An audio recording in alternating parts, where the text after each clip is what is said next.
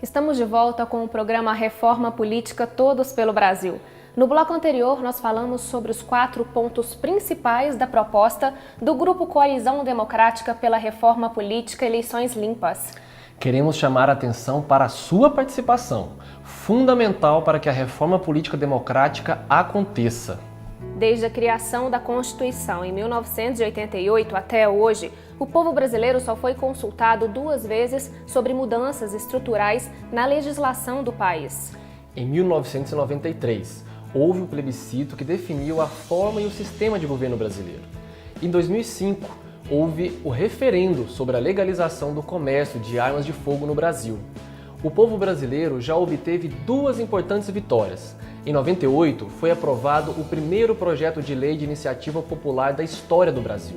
A Lei 9840 regulamenta a punição para os condenados por práticas de corrupção eleitoral. Em 2010, nova vitória com a Lei da Ficha Limpa, fruto desse mesmo mecanismo de participação direta da sociedade. Essas medidas atacaram as consequências da corrupção. Precisamos agora atacar as suas causas. A terceira batalha já está em curso. O novo projeto de lei, quando aprovado, vai tornar o Brasil um país muito mais democrático do que é hoje, aumentando assim o nosso nível de participação política na vida da nação. Só com uma reforma política democrática será possível superar os problemas que prejudicam a democracia brasileira.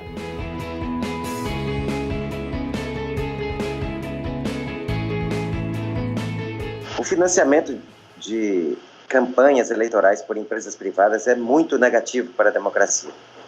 Isso porque ele subverte o sentido próprio da democracia, que significa um poder político compartilhado entre todos.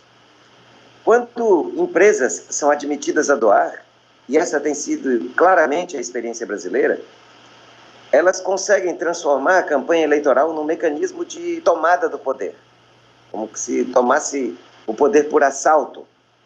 Se introduz nos governos, nos parlamentos, pessoas que, financiadas por essas empresas, estarão mais presos aos interesses dessas empresas que aos interesses gerais da sociedade. É preciso pulverizar esse processo de financiamento.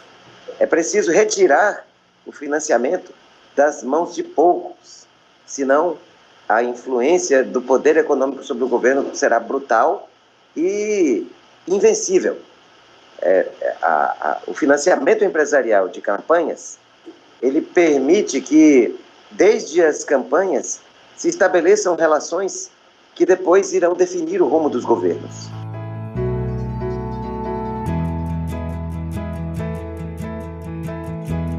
No Brasil, nós temos um sistema eleitoral, que é o sistema eleitoral proporcional de lista aberta. O problema que ocorre é que, na realidade, o nosso sistema proporcional é de lista aberta.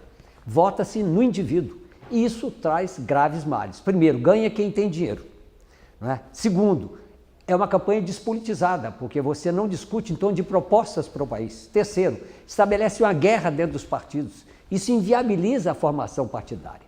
Nós propomos o processo eleitoral para a representação parlamentar em 2 momentos. No primeiro momento, a votação em propostas, ideias, de tal maneira que você eleva o patamar da luta política, não em torno de indivíduos e ganha quem tem dinheiro, mas em torno de alternativas para solucionar os problemas do país.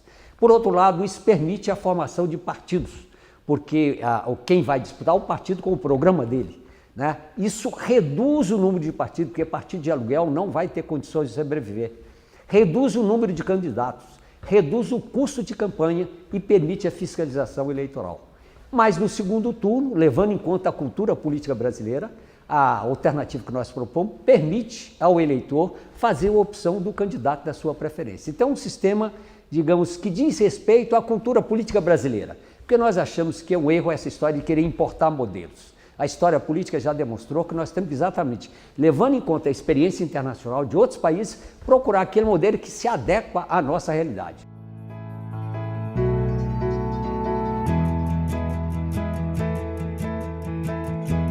Hoje no mundo as mulheres ocupam mais ou menos algo em torno de 25% a 27% das cadeiras nos parlamentos. Agora, o Brasil está praticando as piores taxas de representação feminina da América Latina e muito ruins comparativamente com o resto do mundo, né? Inclusive perdendo para os países árabes, onde os direitos das mulheres, evidentemente, estão num outro patamar muito diferente das mulheres brasileiras, né? Então, assim, é um fenômeno grave, e é um fenômeno e um problema que não é um problema das mulheres, é um problema da democracia brasileira. A subrepresentação feminina, ela é devida a um conjunto muito sinérgico e perverso de fatores, né?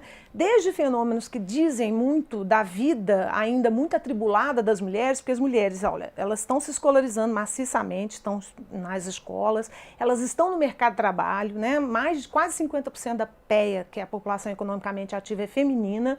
Elas estão ainda, permanecem cuidando da família, da casa, dos filhos. Então, portanto, a jornada política seria uma outra jornada de trabalho, e esse custo de abrir mão ou da escola, ou do estudo, ou da profissão, né, do mercado de trabalho para a carreira política ainda é muito mais pesado para as mulheres, né? Também temos um sistema partidário extremamente fechado, que tem pouco interesse nas candidaturas femininas, essa é que é a verdade, né?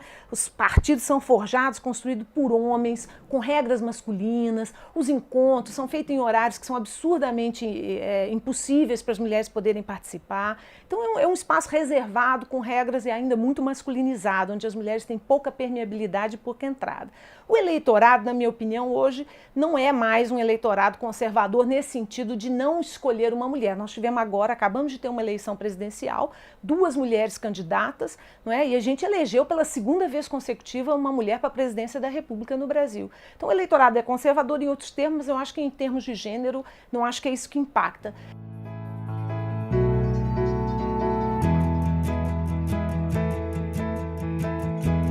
Os mecanismos da democracia direta, que são o plebiscito, o referendo e o projeto de iniciativa popular, particularmente esses dois, são sendo muito utilizados por falta, digamos, de uma certa sensibilidade política no processo de regulamentação, uma resistência à participação da sociedade.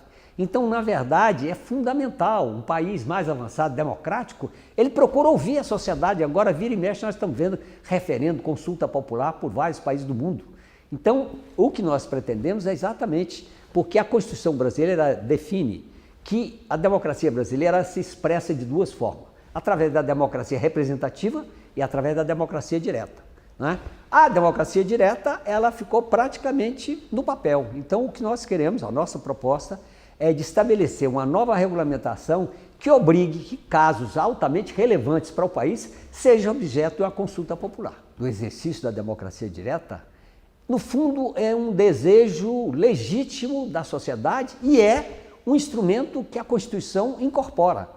E isso é importante porque tem certas decisões de alta relevância para o país que a sociedade quer participar. Não tem cabimento que o exercício do poder se expresse unicamente através da democracia representativa e que a sociedade só possa se manifestar de tempos em tempos no período eleitoral. Um sistema democrático, quer dizer, mais profundamente democrático, ele procura ouvir de tempos em tempos em torno de questões fundamentais. E qual é a vantagem disso? Respondendo a sua pergunta, a vantagem é exatamente estabelecer uma sintonia entre a decisão do poder público e o desejo da maioria da sociedade. Para ajudar a colocar em prática tudo isso que foi falado, é muito fácil. Basta a sua assinatura neste formulário. Para baixar o documento, é só acessar o site www.reformapoliticademocratica.org.br. Depois de imprimi-lo, você já pode começar a reunir o maior número de assinaturas possível. Peça para seus amigos, colegas e parentes. Busque também assinaturas de pessoas na rua, no trabalho, na faculdade, na igreja, onde quiser. Depois, basta enviar as folhas preenchidas para o endereço que está no rodapé do formulário. Mas atenção! A legislação brasileira não permite assinaturas digitais ou pela internet. Portanto, para projetos de iniciativa popular como este da coalizão, ainda é necessário imprimir o formulário, assinar corretamente com todos os dados e enviar pelos correios. O endereço é SAS, quadra 5, lote 2, bloco N, primeiro andar, Brasília, Distrito Federal, CEP 70.070.913.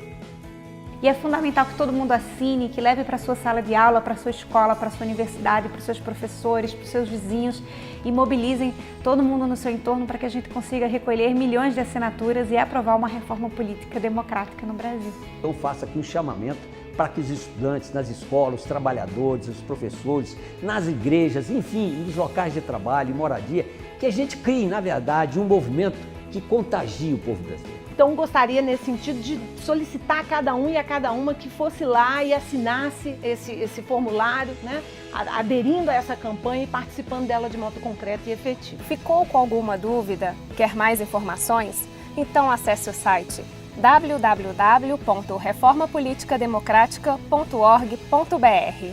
Você vai ajudar a tornar o Brasil um país mais democrático e mais justo. Muito obrigada, Diogo, por todos os esclarecimentos. O prazer foi meu, Carol. Até a próxima. Tchau.